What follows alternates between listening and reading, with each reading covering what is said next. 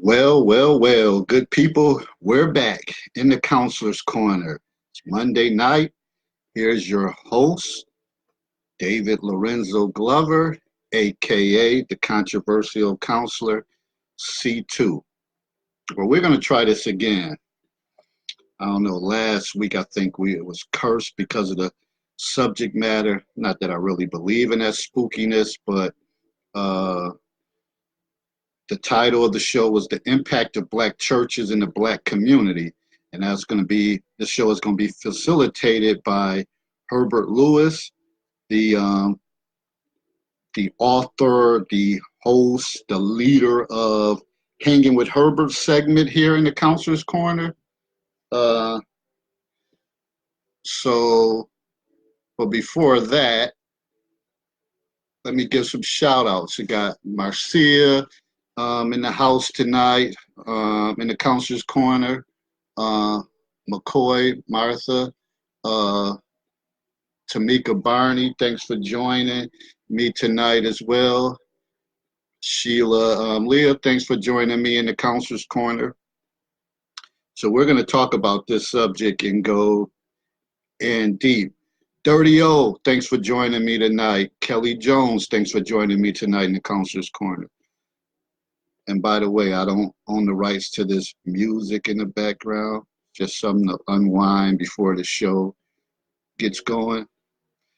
Now, man, what do y'all think about this summer? Just flew by. Hey Kelly, I can't believe school has started for some people. Hey Tamika, and we'll be getting ready to start in a couple weeks. Year 15 in Baltimore County Public Schools, and I think 10 years at Bryan and Stratton, and I had 1 year at Niagara Street School, so year 26. Damn. Imagine if they took my retirement, then I would only have like 4 more years to work. I'd be a young gunner. I'm retired, but that's not the case. But anyways, of course, I always start off the show with a counselor's concern. And before I do that, just wanted to give you an update on No Friday Foolishness. Well, today got an email saying that my pre-registration for my Library of Congress control number was approved. Kim Anderson, thanks for joining. Herb, what's going on? So if you know what that means, when you get that done for my book, No Friday Foolishness, is basically how they categorize books in the library. So it makes the book legit. So that's one phase that my LCCN number is in. Then I'll apply for the copyright.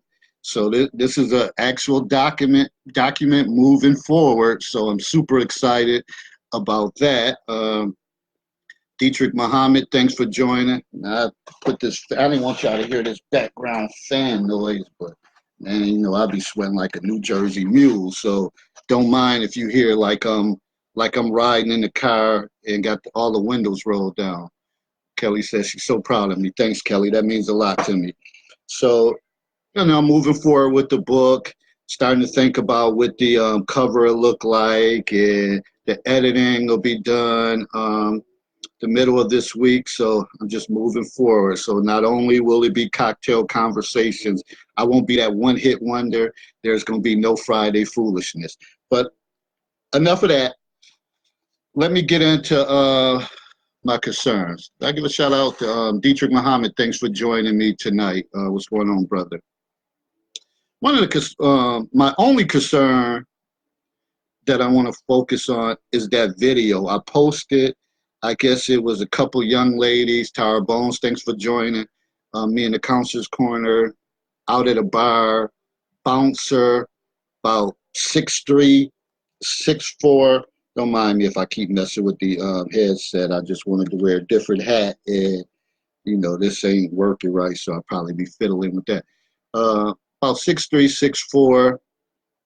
End up punching a young lady in the face. Probably, I think he pushed her down.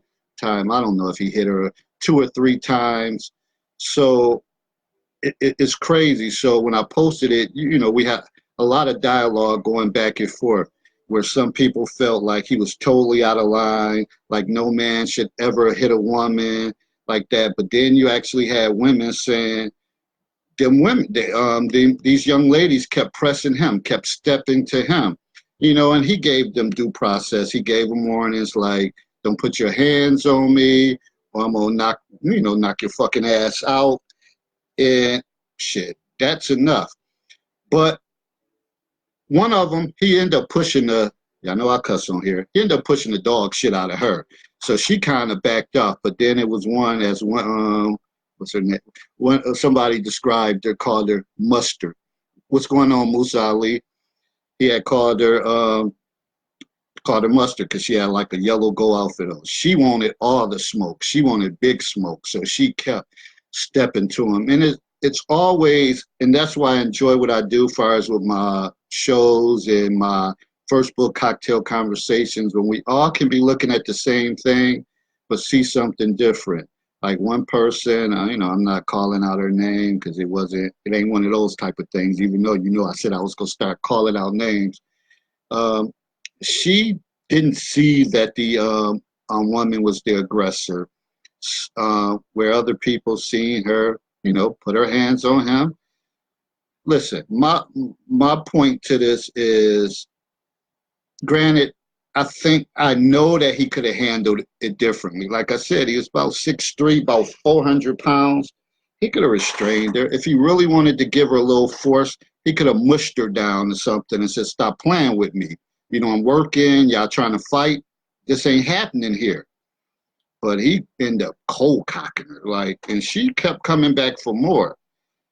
And my point is, when do you realize that you're facing like a insurmountable task that you're not going to win? This young lady, like most women can't beat a man unless it's some weasel like type guy. Don't get me wrong, some girls can beat some guys, but if they're, if it's a guy that, kind of can hold his own, you in for a long night. And she had no chance whatsoever. And the ironic thing is, people always what they do, film it and stand around and watch it. But I just think that sometimes these young people feel that they're invincible and they can take on any challenge instead of realizing, like I always say, KYP, know your personnel. All you got to do is look up. When he pushed you or hit you the first time, that should have been enough. Nobody would have said, oh, you're a sucker, you let him hit you like that. You're 5'2", 5'3". She was kind of thick, but dude was he's just way too big. So, like I said, I never condone this, for a man to hit a woman, but I think sometimes you got to pay attention to time and situations and your surroundings and know when to walk away, because that could have very well been a police officer or something like that. And we know how that story could end. She wanted all the smoke. She just kept coming back. And rumor is that he broke her nose, but I have to believe that he probably freaking broke her orbital bone and whatever. She lucky her whole face didn't shatter and she got a wire jaw now. That was a big dude, man. And I could only think about times when we used to go out and it would be like Ken Walker at the door.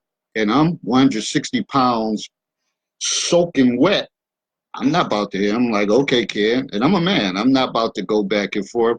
Sometimes you just got to respect people on their job. And I hope she's okay. She heals fast. And I hope this was a learning lesson that not every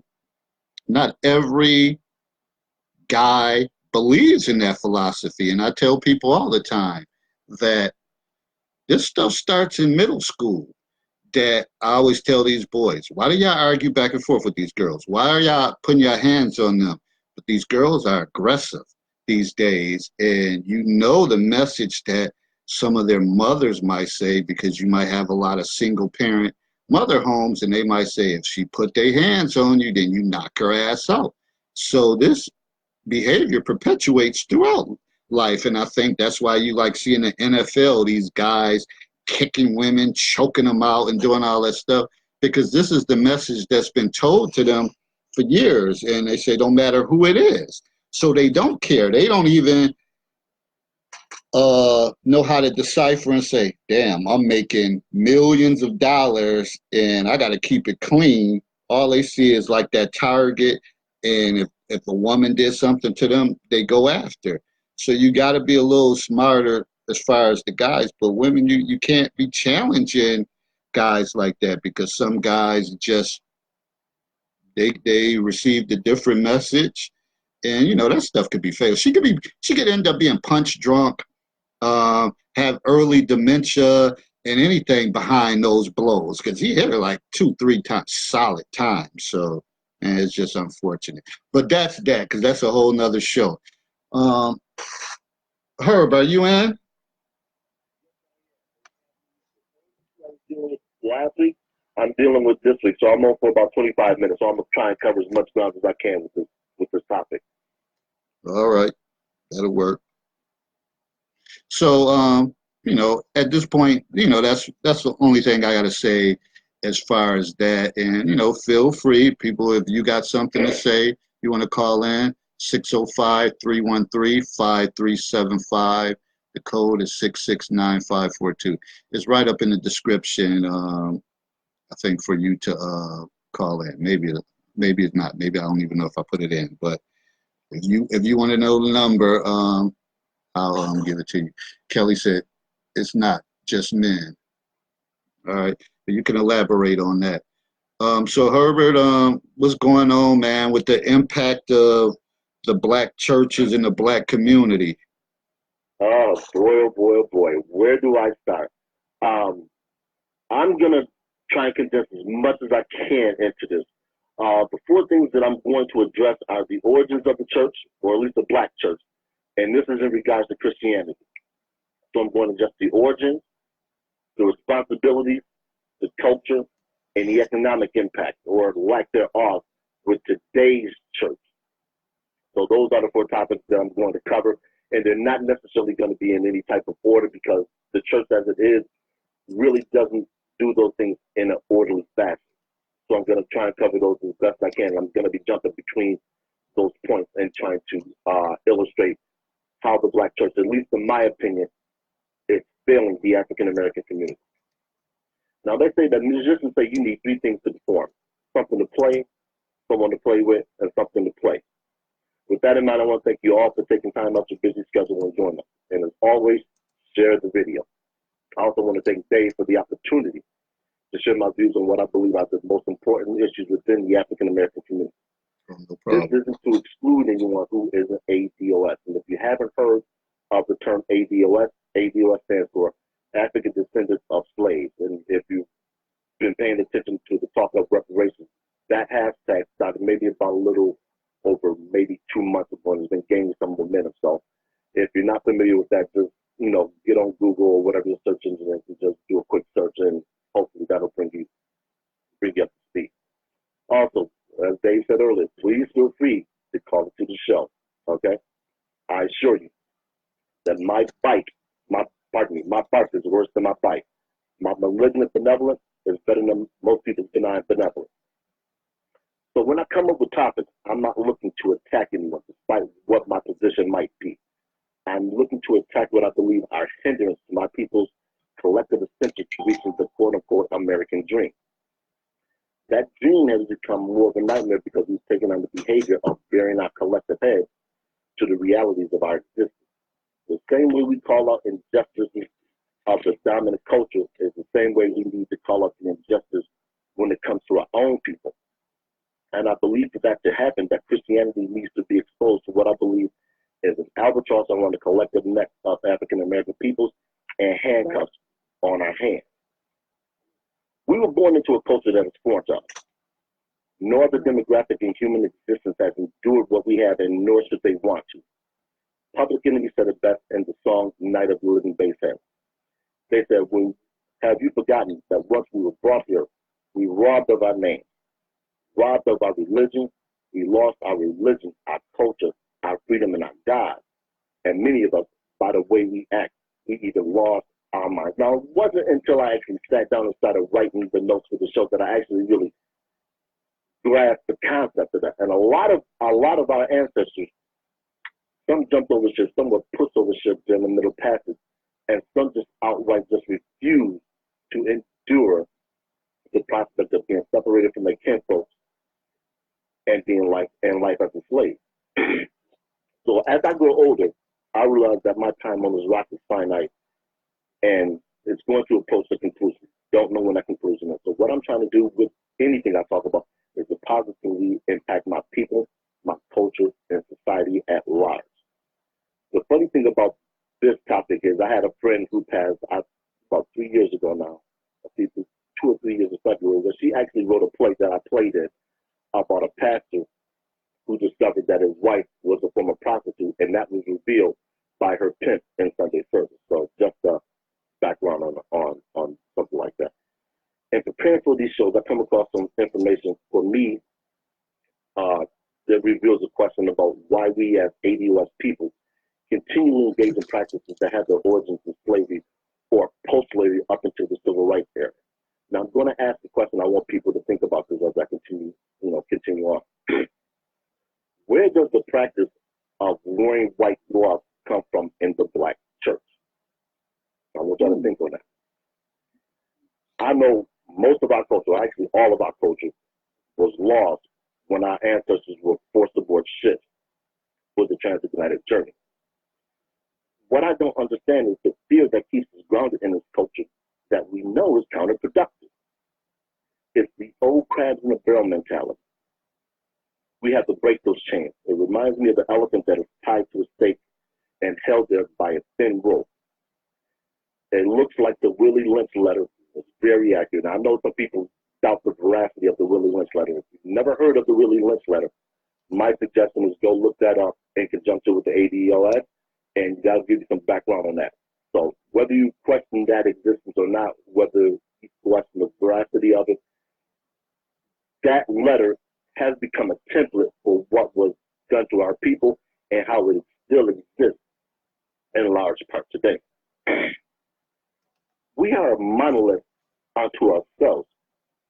Look at some of the things that we're responsible for. Culture, fashion, music industries, and we still kowtow to a culture that holds us in a subservient way. We have to think about the history of Black people and education in this country. The first book that many of our ancestors were taught to read from was the Bible. And I have to ask this, what rational thinking people would want to read and subscribe to a book that was used to subjugate our ancestors? Why would we want to pray to the same God that our ancestors were told that this God says that the institution of chattel slavery was okay? It's incomprehensible to me. But yet and still, millions upon millions of us go to religious services every Sunday or some multiple days a week.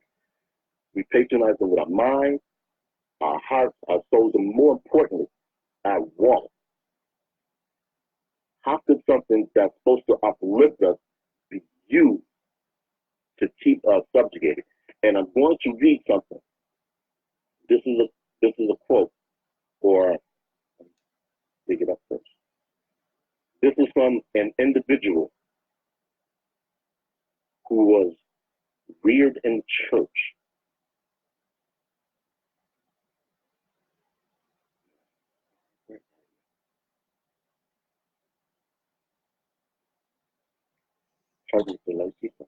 Let me give a shout out right quick. Anitra, thanks for joining. We do have somebody online. Who's in here? Who's in the corner? Yeah, it's Kelly. Hey, Kelly.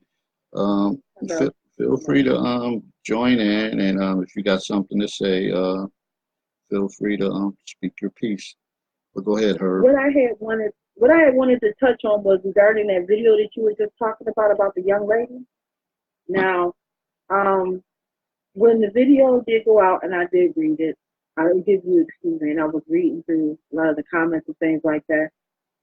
Yeah, I did see a lot of people stating that that was wrong. He could have handled that differently, and maybe that is the case. But now, from what I saw a man telling not one, not two, but several irate and possibly drunk young people to stand down and chill out. Because apparently people had started to become unruly as to why they were, or which appeared to be everybody was in the parking lot. They were probably on their way leaving from wherever they were at, whatever the situation was. Now, from what I saw him giving warning, letting it be known, stop. He pushed them. All right, he made it be known you need to stop. Now, I feel like this. In this day, this generation that's coming up now, they have this serious superiority complex. I have one of these entitled children myself. She's 20 years old. She still feels as if she is owed something and has given nothing. That young lady, many people may sit here and criticize me, and that's fine. Everyone is entitled to their own opinion. Me personally, that young lady got exactly what she was asking for. Because see now, when you keep pushing, somebody gonna open that door, won't it? Somebody gonna open that door. Now, when I was coming up, I don't know about nobody else, but I was always told, don't write a check that you can't cash. Which means you can't fight, don't be out here talking shit, running off at the mouth. You stay in your lane. You do what you're supposed to do, you don't worry about the rest. That's where I think this generation lacks. I too am a part of the generation of where I am grandma. I think we may be the last generation that actually had bona fide grandma, Medea. I'm a grandmother and I'm 43. This is what grandmother looks like now. And a lot of us, and maybe I'm wrong for saying a lot of us, or I'll put it this way, I believe a great deal of us did not come from environments where we were taught how to conduct yourself when you out in the street, how you are to, you're supposed to watch your mouth. You don't have to always be seen and heard.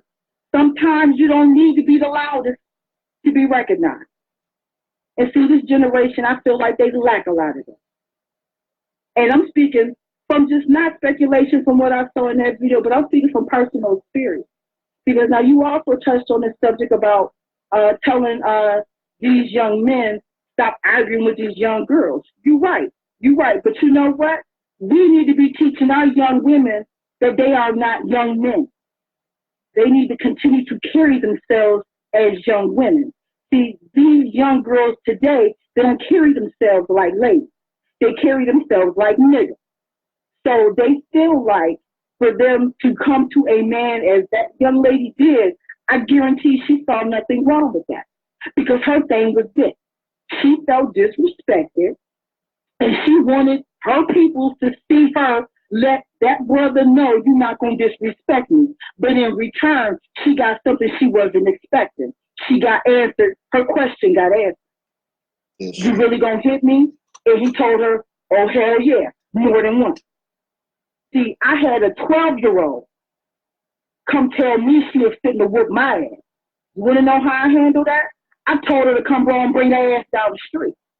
See, when I sat there and came at her like that, oh, that little girl thought twice because she had to really stop and think, do I really want to tussle with this grown-ass woman? And are my balls really that big that I'm really fitting to walk down here and I'm about to throw and lay hands on a grown-ass woman? See, a lot of these kids today fail to realize you're going to meet your match. Not everybody's one of those type of individuals that's willing to walk away and let shit go. Not everybody is built like that. And it was clear to me. That man was letting it be known, go ahead, little girl. But no, she just had to be seen and heard. Well, damn it to hell, she got seen and heard that night. And I bet you she won't do that shit no more. See, sometimes, like I put in the comments, sometimes you need to feel the fire to know that ass is burning. See, sometimes you need to be taught a lesson to learn, nah, I don't want to do that no more. Nah, I'm not built for that. And like I said, some people may sit there and say, well, damn. Well, what do you teach your son? Oh, I teach my boys not to hit women. But I also teach my sons that if you walk away and she put her hands on you, you ain't no punching bag. You better lay her ass smooth out and let it be known I told you to quit. Because, see, a lot of these young ladies, they will try you. They will try you. I've seen them. My son is 12 years old. I done sat here and watched him and heard him tell a girl, go ahead, I'm not going to hit you because I'm a boy. My mother taught me not to hit you. Go ahead, go ahead. And I actually physically watched him walk away from this girl, and this girl come behind him, running off at the mouth and laying hands on him. He looking at me like, well, damn, Mom, should I lay her out or no? Like, you told me that. I looked at him and said, listen, I told him to come in the house, but I let it be known, listen here, you not no person there. You're getting ready to go into middle school. Middle school is a whole different ball game than elementary school. Well, just like the high school is a different ball game from middle school. Well, they don't know. I'll tell about it because they don't know. And see, this is the thing. We sitting here talking about how we teaching our young men. What about the young women? We can't forget them. We can't forget them because these young women are masculine. Why? Well, we got masculine women and feminine young men. There's a problem here. Let me jump in here and expound on what you're speaking about, Kelly. That's where the church used to be the fulcrum between bad behavior and good behavior. Amen. There were certain doctrines that the church preached that were the cornerstones of behavior, particularly in the African American community, because insurrection was met with death. You couldn't speak back to the slave owner, you couldn't speak back to anybody that was Caucasian or part of the dominant society, no matter what their standing was. So if a Caucasian boy or girl said something to you, you respected it. Because we all knew the outcome. You either got laughed or you got killed. So that in and of itself is like I said, is the culture that is no longer prevalent in Black America. And if you look at the makeup of the church, you will see a dearth of men between the ages of 18 and 40. They are not there unless they are married or dating somebody who's in the church. Now, a lot of the church doctrine now doesn't address single motherhood. Why? Because they don't want to chase women away. And here's where the economic component comes in. Mm-hmm. Since 1980, I want people to pay close attention to this, the Black church has taken in $480 billion. Now, I want y'all to think about that. You said a billion? $80 billion. A billion, damn. That amounts to about $10.4 billion per year. Now, we always hear in the Black community, certainly in most Black neighborhoods, about the lack of money that we have. Mm-hmm. Black women, you guys are the head, the neck, the soul, the heart, the body, the mind of the Black church. You have to demand that these pastors, these reverends, and anybody else on the cloth who is taking in money, spend money employing your youth. Absolutely. There's no other way around it. And I'm not going to mention any names because individuals are here to defend themselves or address any accusations that I may make. Let me read this comment. Who have just opened the subway. Now, keep in mind, churches are 501c3, which means their taxes, they pay no taxes. So all the money that they generate is tax-free. Right. Why do our neighborhoods look like they do? Why can't single mothers afford decent housing? There was a story of a 92-year-old African-American woman who had been tithing for 50 years, who couldn't afford the tithers anymore, and she was excommunicated from her church. Mm. That is in Bainbridge, Georgia, the First Baptist Church. And this happened in 2015. When asked for interviews, they declined. So you have to ask yourself, what is the Black church preaching now? Because the cornerstones of the Black church from its origins in slavery were to help. They were the financial institutions, They were the moral compasses. They were the backbone. They were the guide to everything that black people needed to advance themselves after slavery. So when They were educators. So when you say they have all that money coming in, where the hell is it going? But let me read this comment. Tamika said, but the church teaches it's okay to live a fucked up life as long as you repent. I have an issue with that. And you should, Tamika, but you have to ask yourself, what is the underlying issue? And we all know that women are emotional creatures. Right. They said if you want to tap into a woman's psyche, tap into her emotions. And this is what the church does.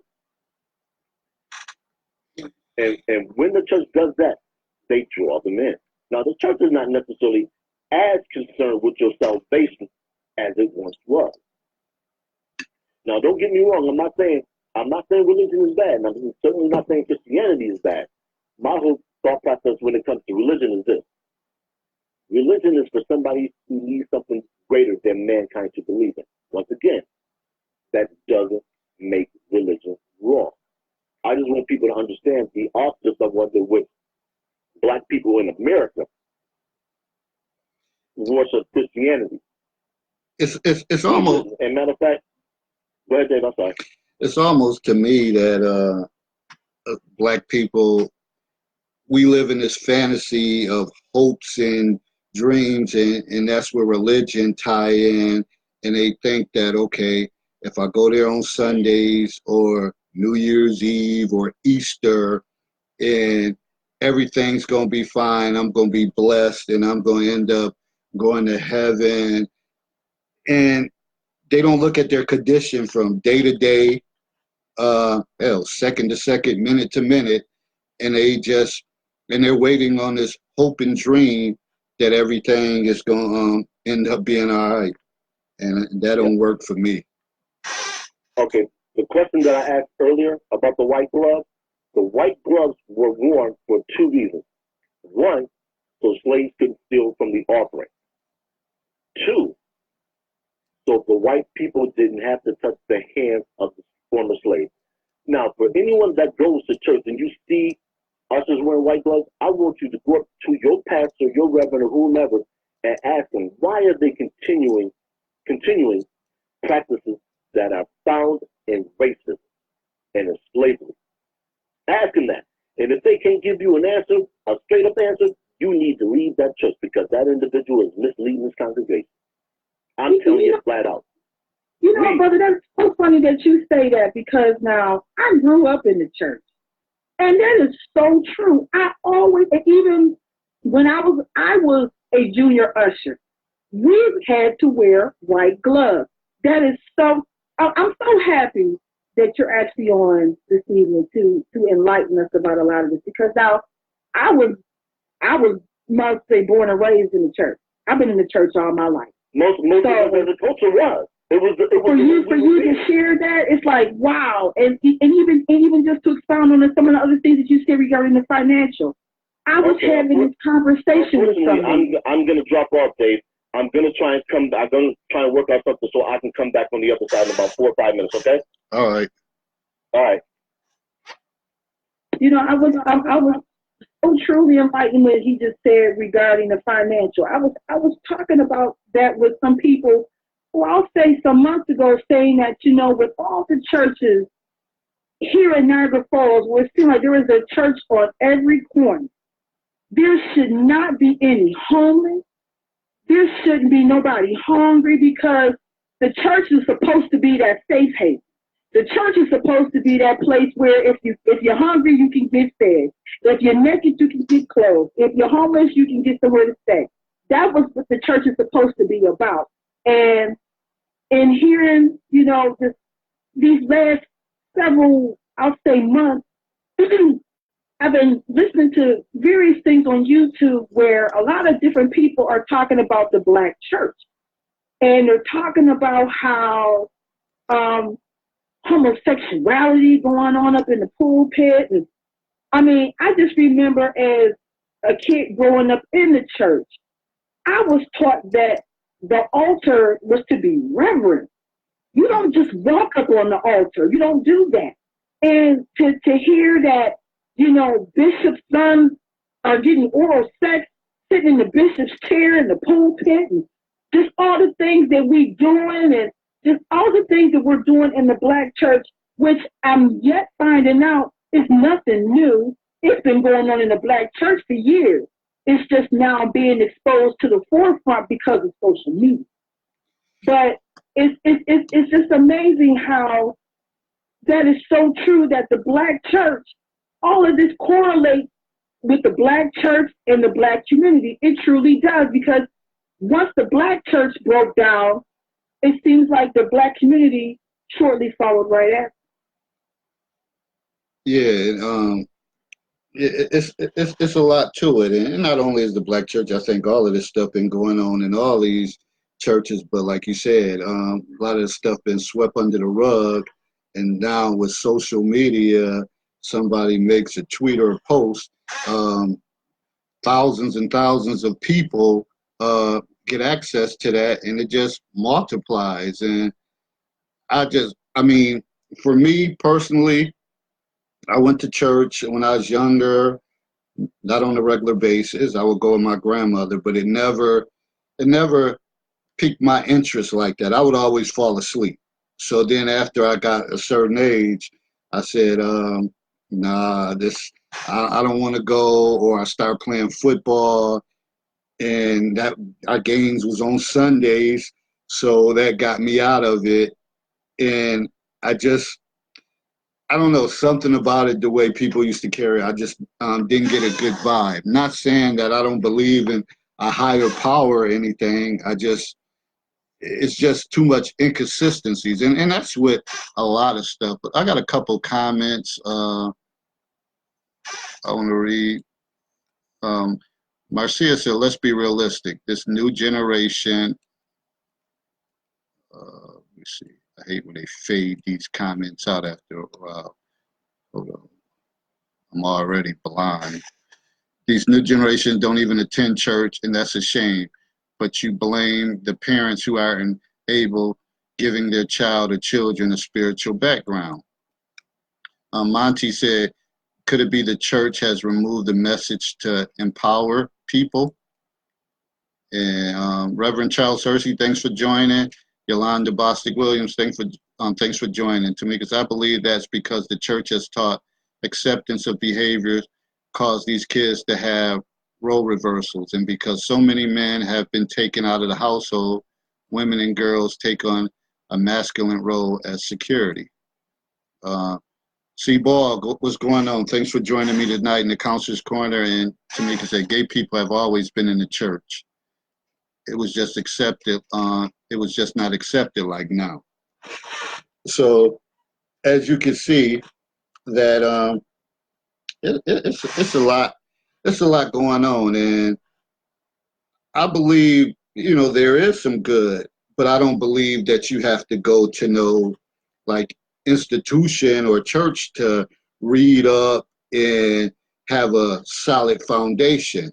And me personally, my brothers, they follow the Nation of Islam. I read up on stuff like that. I read up on, that history and some of the things, and I just, I just know when it's all said and done, I have to be grounded and solid. And granted, I'm nowhere near perfect, not at all. But I guess on day-to-day stuff, I try to be grounded and be safe and try to do something to move forward. Absolutely. But I think that as long as you are willing to make a concerted effort to be a good person, I believe blessings will be bestowed upon you because you're doing it. And you're doing it without wanting to be recognized for it. You're doing it just because it's just something that needs to be done. I was, listening to just a lot of things that were said. It made me really start to think about how things were when I was coming up in church. I can tell that there has been a totally big shift that has gone on as far as teachings. I remember when I was a kid growing up in church, You know, the whole homosexuality, the abomination, you know, that was something that was stressed. You know, that was something that was taught, like, you know, this is what the Bible says regarding that. Mm-hmm. And it's true. It's too many things are being allowed to come into the church, you know, for the sake of just saying, okay, well, they're in the house of God. Well, yeah, they're in the house of God, but they're in the house of God still living the secular life, if you will. You know, if you're going to be living this godly life, well, then your life needs to reflect it in such a way of how you conduct yourself on a daily basis, how you speak, all of those things. And it's like, you know, I believe that's very true, that the church has allowed a lot of things. And you're right, it's not just the black church, because hell, the Catholics is running rampant. They doing all types of shit. You hearing about that, and you done heard about that forever. So you're right, it ain't just the black church, hell, it's all churches in general. You know, if people that are here in the chat and you really believe in the Bible and what it says in Revelation, we are in the last days. It's being, you know, everything that was said in Revelation is coming to pass regarding the Antichrist, regarding the acceptance of homosexuality, regarding, you know, just so many different things that Revelation discusses, is things that we are actually seeing visually. So I think that we, just as people, not even just black people, but just people in general, we need to be more conscious about what's going on around us. You know, I make it a point to have my children watch the news, read the newspaper, because I feel like people need to be informed. You know, this generation lacks information. They think they know everything, and they don't have people to sit there and say in a lot of respect, listen, you don't know shit. Shut up and sit down. See, there was times where those of us that are older, we had somebody to say, you don't know shit, shut up. We had that. See, today I think a lot of us, we're too scared to tell our kids to shut the fuck up. You don't know everything. What? You hear about these teachers all the time, sitting there putting their hands on their grandparents or their parents and stuff like that, because the respect is gone. It's no more. And now it's true. There's a lot of us parents out here that is still with the old school values that we grew up on. You know, hey, I didn't die by getting my ass whooped. Hell, I have not stepped my ass in a jailhouse, never. I was more scared of my mama than anyone else in the world. See, these kids today, they don't have fear. They lack fear. Well, I think everybody's invincible. I think that ties in even at the school level when you educate them on child abuse and stuff. And I think sometimes kids get it twisted, and they think that they can't be disciplined. Oh, you can be disciplined. You just can't be obsessive with stuff that you leave bruises and stuff like that, and punching a kid and they come to school with a black eye. But if you whoop them and nothing is there, then it's still allowed. But they interpret it and take it a different way, so they feel like they have power and they can challenge their parents at home. And they feel like, okay, if I come to school, I could challenge this teacher because I know my parent is going to have my back. So absolutely. I always make jokes, but I be sort of for real. I say they run the schoolhouse. They run it. And unless you are one to say, oh, this not going down here, and you're consistent with your message, because even with their parents, if you're a kid growing up and you see your parent talking church, 1 minute on Sundays, but then all throughout the week they talking about getting turned up and cutting the damn food. As you get older, you'll say, man, they're a joke, they're a clown. And that's what they'll start thinking. So that's why they challenge their parents. And another thing, they're too involved in grown-up business, so they know everything. Absolutely. And then when they get older, they use that information towards you. I know we're going off on a different tangent, but I always think this stuff is always relevant on some of the behaviors that's going on. Oh, it's definitely relevant because, like you said, this generation, they are being presented with adult issues that they shouldn't be. That was something me and my mother, my mother and myself were talking about. You know, when we were talking about the church, I said, you know, Mom, I'm hearing all these things about the church and this, that, the third. And she would say, baby, that ain't nothing new. And she said, this been going on. And, you know, her and I just started to discuss things that was going on in the church that I grew up in here in Niagara Falls. And I can honestly say I wasn't privy to any of that because my mother kept me in the child's play. You know, whereas a lot of my friends, I heard about stuff through them because, you know, because their grandparents who were the deacons and deaconesses or part of the motherboard, you know, they were talking openly and freely around them. So they were well aware of the different issues that were going on in the church. You know, there's no reason why me at the age of 12 years old should have known that, you know, Deacon so-and-so and Sister such and such are in a relationship. I should know that.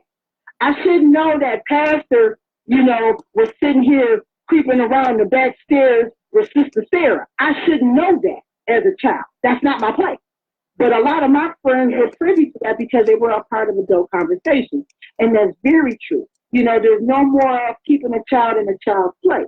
You know, I'm one of those parents that I go to the schools, I let the teachers know, listen, I'm not going to come up here to cuss you out because I know my child. My child acting crazy, or I'm one of them parents that's going to come up here, I do drive-by visits. Oh, yes, I go into the schoolhouse, oh, you acting a fool and showing your ass? Okay, well, that's how we doing this? I don't play that when it comes to school. I don't play that. And I let teachers know I got your back. Because you know what? There was one point in time I wanted to be a school teacher. And I actually taught a classroom. So I witnessed the behaviors that a lot of these kids do display. And I witnessed a lot of teachers getting cursed out when they knew their child was wrong.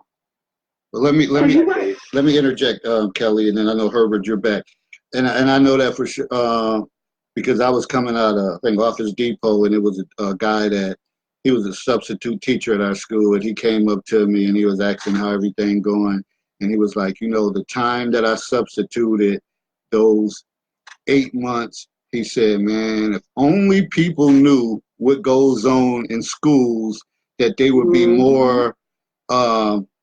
They would be apologetic to teachers, administrators, counselors. He said, because he said it is crazy. And I could go deeper in that. But Herbert, you back so you could, you know, do your thing. Pardon me interruption, people. I have to straighten things out. All right, I just want to read a comment from a gentleman who I consulted on something because I understand his connection. So let me read this, and I'm not going to mention any names, so please don't ask. I like I said before, I'm never going to mention anybody's name. I will, though, but I don't know who you're talking about. Go ahead. Yeah. No, and that's by design. All right. I had a ministry of my own back in 2011. I was speaking to a woman trying to get her to join when she challenged me with a video. She told me if I could disprove this video, she would join. I'm a child of theologian. My mom taught religion at NU for a short time. NU is Niagara University. So growing up, I've always had access to Christianity ways most people don't. My mom taught me how to really study the Bible and how to understand it. So I knew I could prove this video easily. Upon watching it, I was floored by the information I had never heard before. And upon cross-checking the information,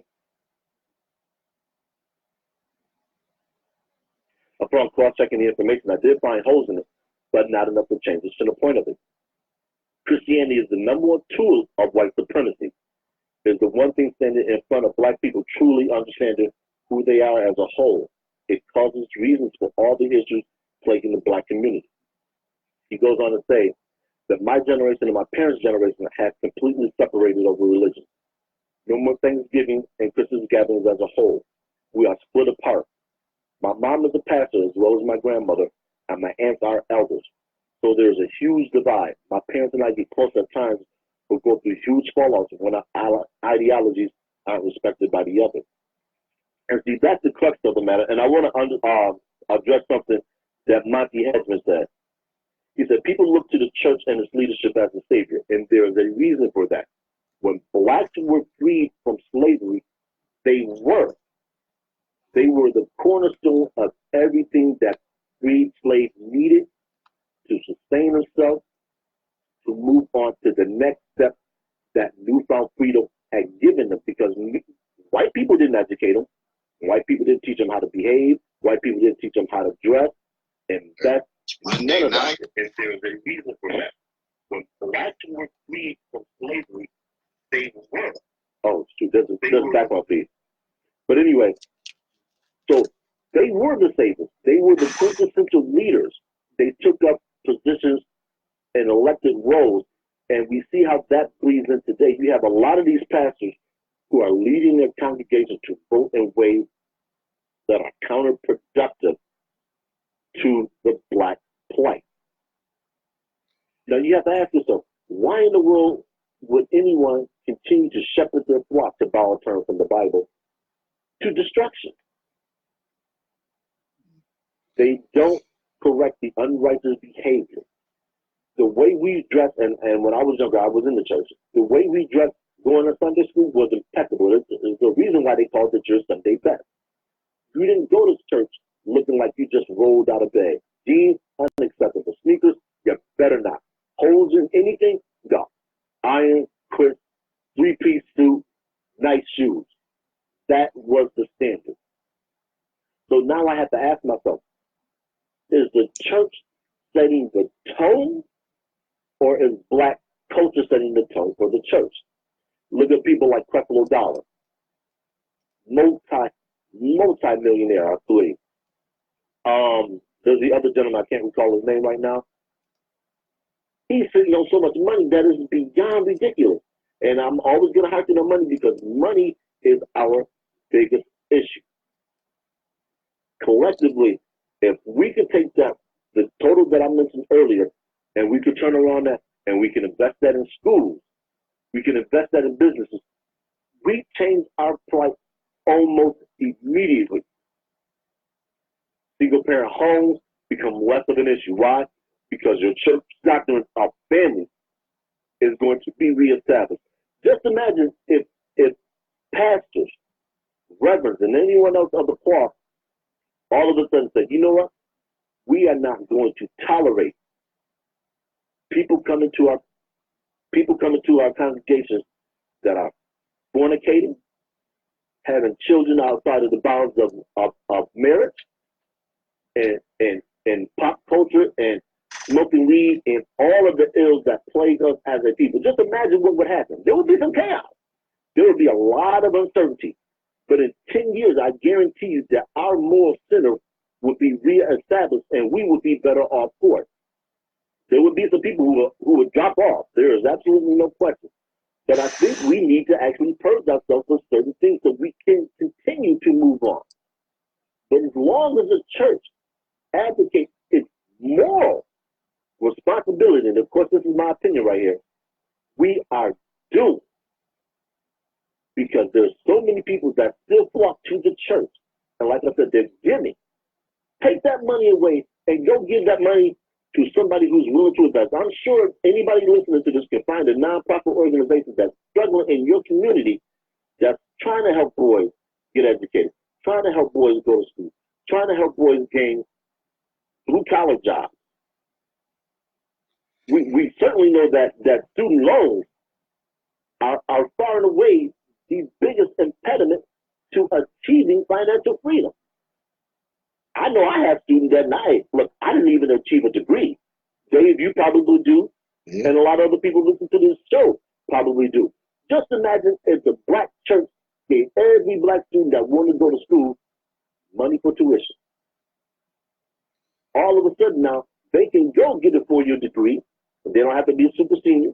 They can graduate with no debt, and they can come out and work, and they can start to build for their future and potentially get married and bring those kids into a stable family and rear those kids in a manner that keeps them, A, away from law enforcement, B, out of prison, and they start to perpetuate what what our ancestors did coming out of slavery. Let me In the chime early in. 19th century, black people were the most wedded people in the United States of America, bar none.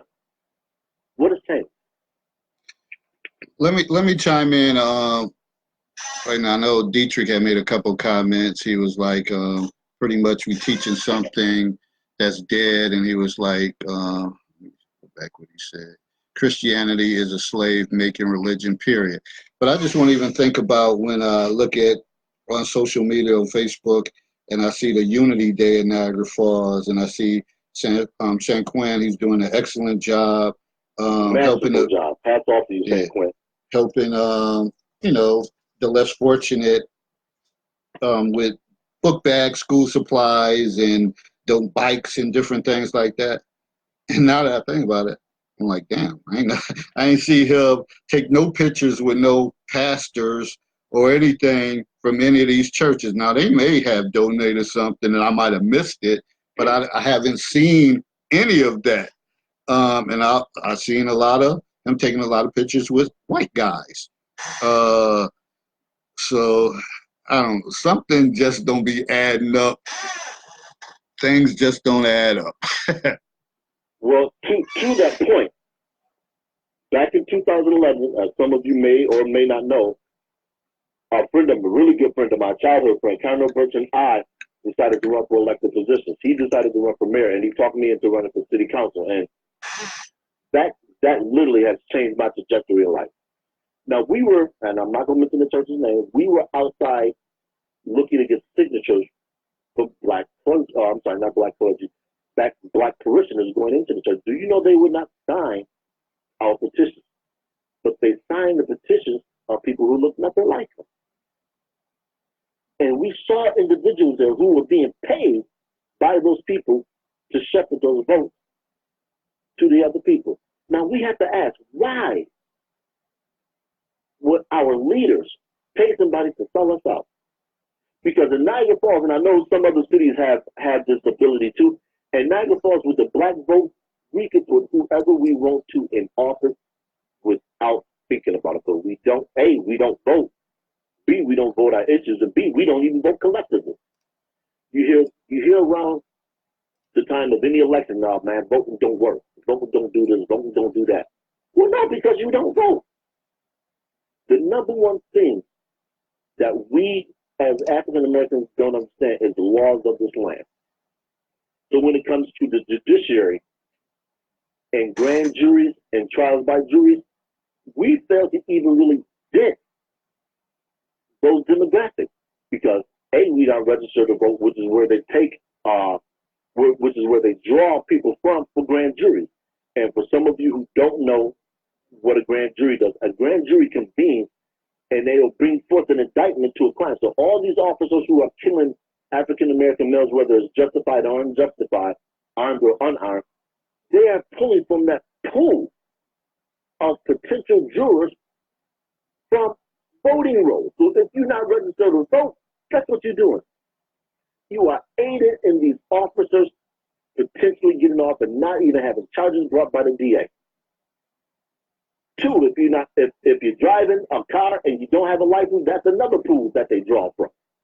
These are the things that the black church used to drive home because they understood, and for as much as people now, with hindsight, denigrate the efforts of Dr. Martin Luther King, they understood because they were better educated. So in their duties, they were doing what the black church was supposed to.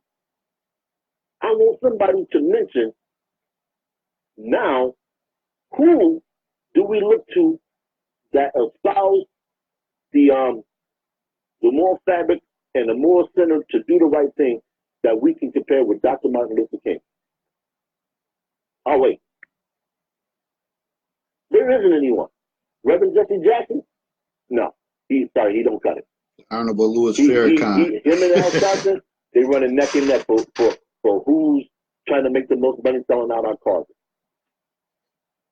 We need to find somebody. And if we don't find somebody, then we need to organize among ourselves and call the black church to the mat and ask them what the hell are they doing with that goddamn money that they are taking in. Because our neighborhood, our schools, and our community resemble shantytown. There is no way with that type of money rolling through those organizations that we should be in the economic state that we are in. And we know our economic power is so deep, how much money that we spend, that it shouldn't be the way that it is. And I think one of the things that irritated me here when Ben Carson, people could say coon, call him a coon or whatever, when he was on the grounds of the church and they wanted to have him removed. I thought that was a bad move, because if you're the church, you want to, and you know it's somebody that's Donald Trump's right-hand man, then you want to deliver a message to him like, okay, you said this about Baltimore, it's infested, pretty much no hope and all this.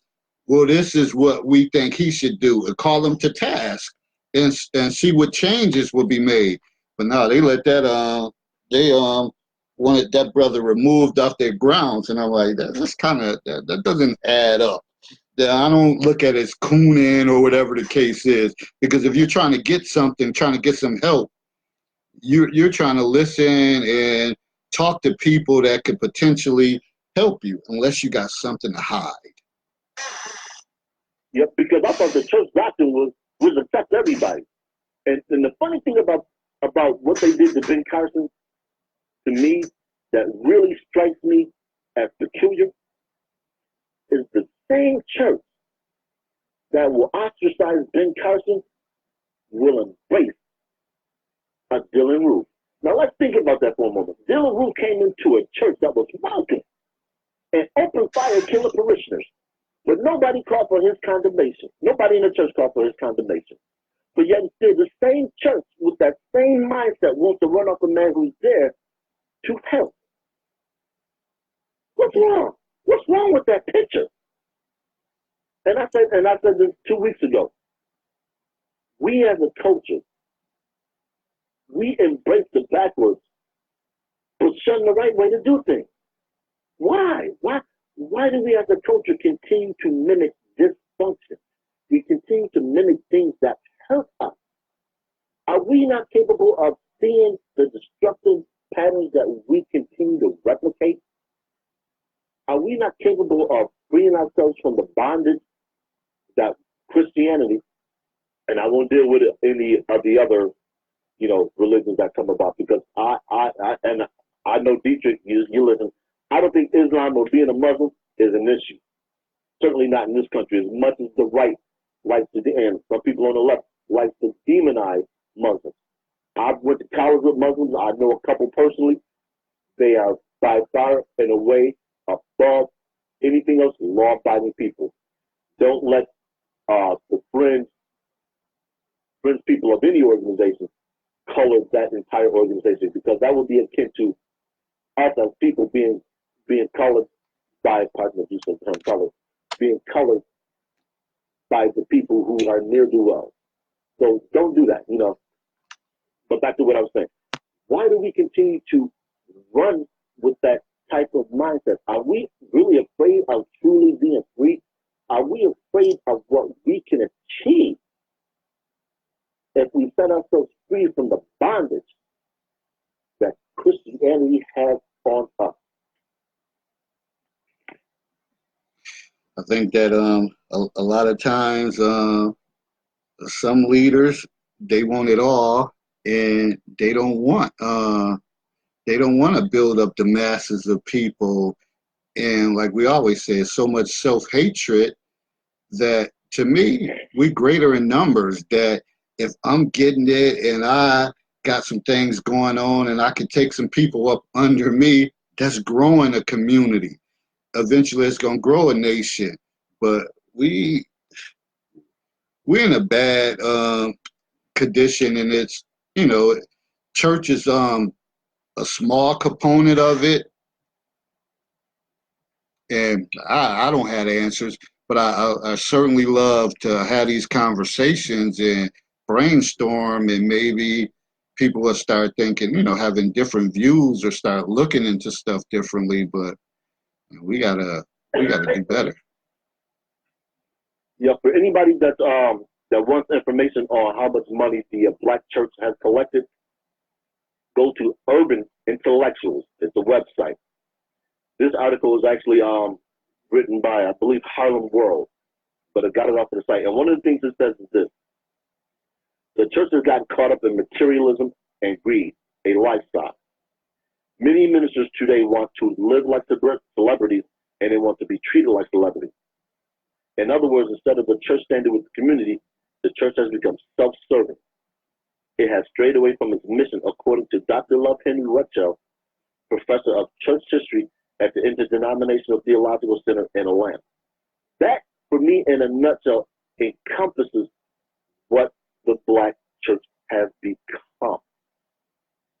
I said it earlier: no moral center, unwillingness, not even the God, just unwillingness to call out anything that impedes our collective ascension. Yep. And another thing it says, what does the Black community have to show for $350 billion in tax-free money? That's according to that article. And there's a couple other things in here. That money, just imagine that amount of money being put into Black farmers, HBCUs. We have to start thinking long term. And if that means that there is no longer a Black church, then so be it.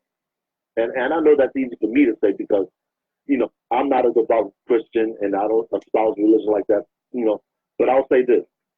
Like I said earlier, to me, religion is for people that need somebody greater than mankind to believe in. And I'll give you this illustration. If I'm in a boat with another individual and it's raining and there's two pails, and the only way we can stay afloat is by bailing, I'm not praying. I'm bailing. This is what Black people do. We have the means to help ourselves, but we will pray to a God that we haven't seen. And as for assistance, when the assistance is in our hands, whether it's in our hands by bailing water out of a boat, or whether it's by going to the voting booth and selecting an individual, whether they're Black, white, Asian, Hispanic, that's going to put our needs first, we need to start doing that. We see it now with the debate for the Democratic Party. The Democratic Party, not that the Republican Party is any better, they're using us. And I posted about that on my Facebook profile about 2 weeks ago. I said they're playing us like a piñata. I think overall, Herb, it's the fear factor of making that change. And you see that there are certain Black people that think outside the box and they do stuff their way, and it works for them. But it's too many people just want to fall in line. That duck goose mentality, follow somebody, chase somebody around instead of, and this is totally different, but even when you think of LeBron James, and I wasn't always a great fan of his, but you see the stuff that he do and the things that he's changing, even in basketball with even his boy Rich Paul. I see down the NCAA have changed, and they removed the bachelor component from him being an agent, but they was trying to strong arm that. But when you have somebody that's powerful, that's Black, and don't back down, they'll cave in. They'll cave. But you just got to be that person to do it. And a lot of people, they're not built like that.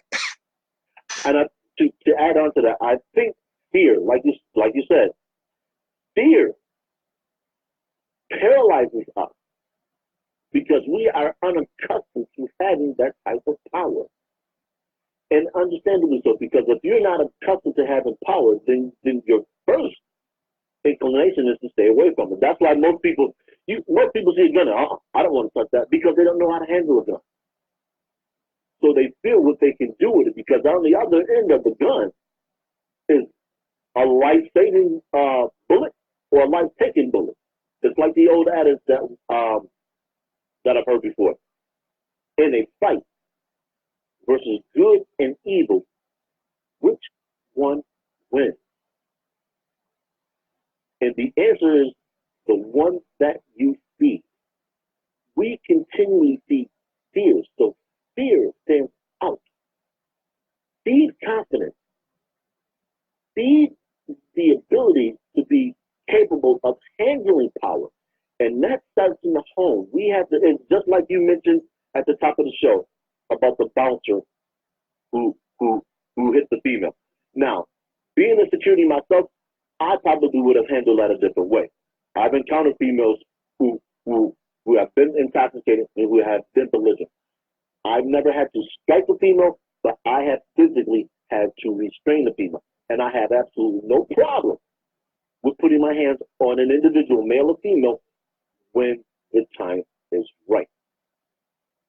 Now, I don't know what state that occurred in, and I don't know if he's regulated by the state. I know in New York State, as a security officer, you have to be New York State certified. And there are certain things that you can't do or else you will be sued out of pocket. And you will never have the ability to work in that line again. So for me, I think it was South Carolina. I have to do something to the point where I put my hands in, I'm making sure that it's within the bounds and scope of my job duties as discharged by that post or the organization that's hiring me. Some organizations don't want you putting your hands on people because it opens them up for liability lawsuits. Some say, look, if you have to restrain an individual, go ahead and restrain that individual, but do not strike with a hand, an arm, or a foot. I've had to break up a fight at Casino Niagara when I was doing security. I'm sorry, Seneca Niagara Casino when I was doing security there. And this was by far the ugliest fight I've ever seen in a casino, whether going there or working there. This was a bar brawl that happened in the casino. When we broke up that fight, nobody got hurt outside of the participants that were fighting among each other. When there were about 3 or 4 branches of law enforcement that showed up, New York State Police, Niagara Falls Police, Border Patrol, and one other entity. And they remarked at how well we handled ourselves because they said they were police officers who would not have done as well as we did. And I wear that as a badge of honor even to this day because I was one of the first officers on site. Now I end up having to drive a senator into the ground to keep him from escalating the situation. And anybody who doubts that, all you have to do is go to YouTube and type in Senator Gustani, Casino Niagara, and you will see me sitting on top of this gentleman. I had to drive him in the ground. That's not to toot my own, or that just lets you know the extent at which you have to sometimes get physical in order to keep an altercation from escalating. Now, from what I saw in the video, that altercation was a verbal altercation. Now, he had 2 recourses. Do what he did or retreat. Me personally, I would have retreated. Even though she shoved him, I'll take that shot. Because I'm aware of the damage that I could do. And I'm also aware of the criminal charges that could come behind it. And when they issue criminal charges for you as security, they're coming for you full board. They're not holding anything back. They're going to make an example of you. Just like this gentleman who shot and killed somebody as an armed security agent, and he was fired, and now he's being prosecuted. So they're serious about what they do and how they prosecute security personnel from that standpoint. So it's tough out here. It really is. So, along with, I believe that was Kelly who said that young girls need to be taught. They really do, because there's going to be some men that once they reach that point of no return, they're going to meet her out some punishment. Let me read this comment from Monty. I mean, it was a lot of comments going on, but I don't know why they decided that they fade out everything on here. Monty said, I experienced a major shift in my theology about church moving from Niagara Falls. Removing religion and seeing the limits that it places on human growth has been life-giving and life-changing. Yeah, Brother Monty. It's a lot. I mean, when you get used to a certain way in a certain place, then you go somewhere else and you say, "Oh, it's another thought process behind that." It could be like a breath of fresh air or life changing, and you feel like, okay, it's another way to do things, and people do things different. That's when growth occurs. But if you stuck in the same uh, quicksand all your life, how do you expect to escape that?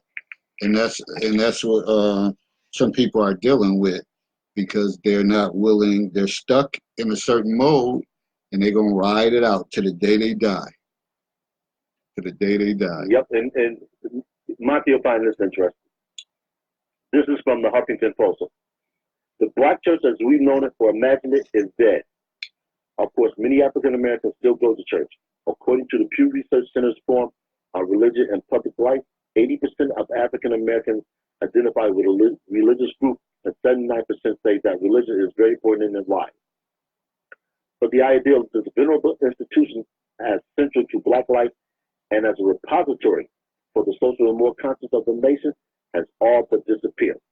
And I think that's what Monty is speaking about, especially here in this city. This city is so economically depressed that people are grasping on the clouds for hope.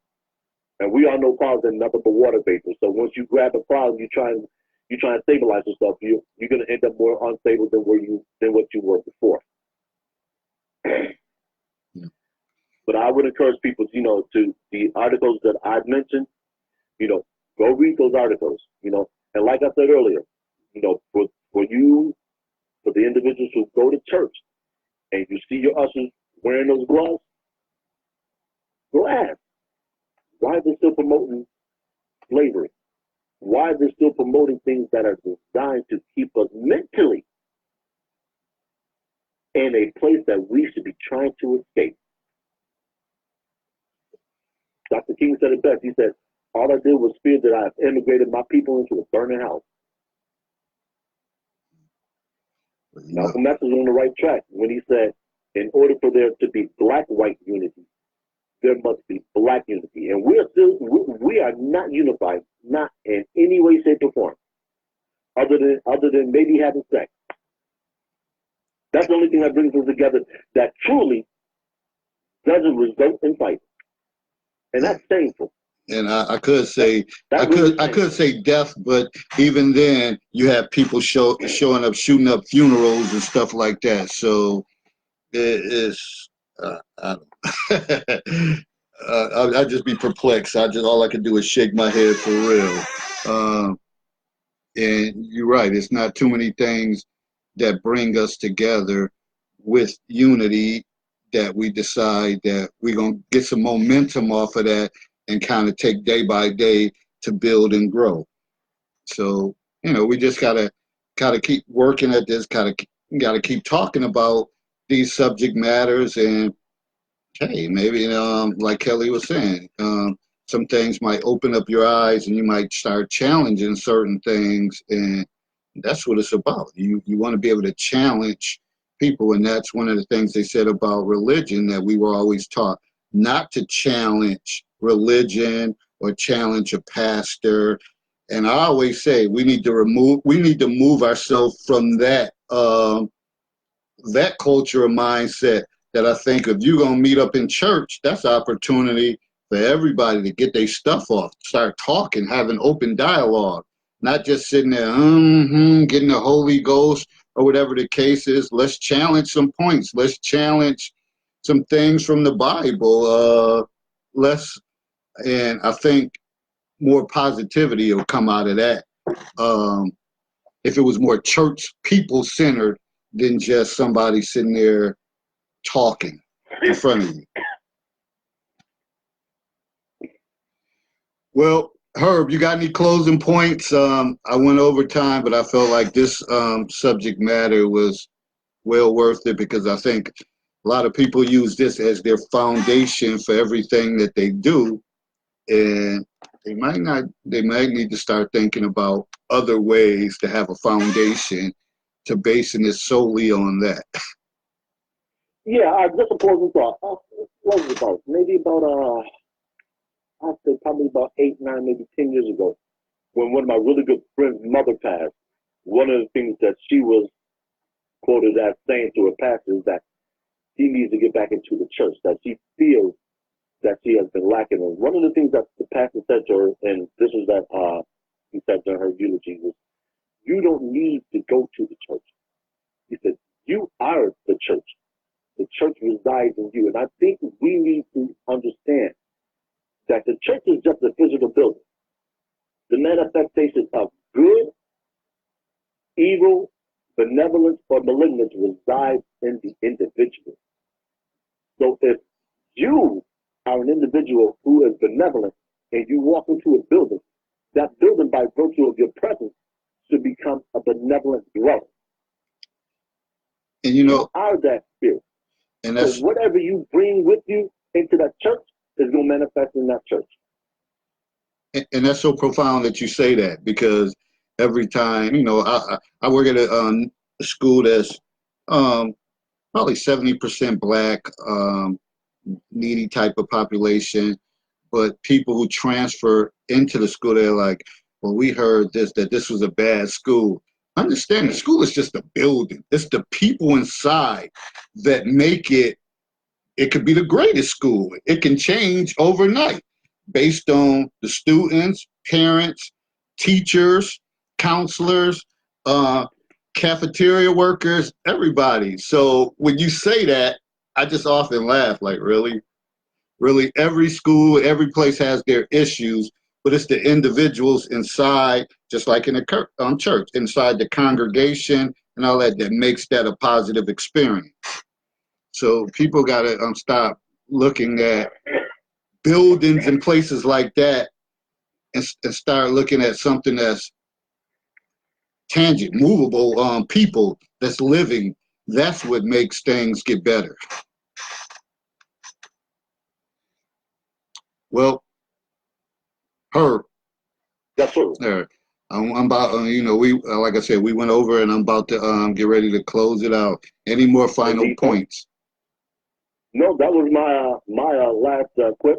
Thank you once again for the opportunity to brief this topic. I think, like you said, I think this is something that merits a lot of attention. And we need to, as a culture and as a people, more importantly, decide where we want to go and what our collective existence in this country is going to be. I know there's a lot of issues that are cropping up between ADOS and mainland Africans with regards to trying to establish a better rapport. And some people may be unfamiliar with the term Pan-Africanism. If you are, just go look that up. And that's part of what Dr. Umar Johnson is trying to establish with the Marcus Garvey, I can't remember the proper name for a school, Marcus Garvey Frederick Douglass School, that he has now officially opened up. And despite what people might think of Dr. Umar Johnson, we are all fighting the same battle. So don't disparage that man. If you don't want to help him, don't knock him. Anybody that's helping us to progress should be allowed to do that.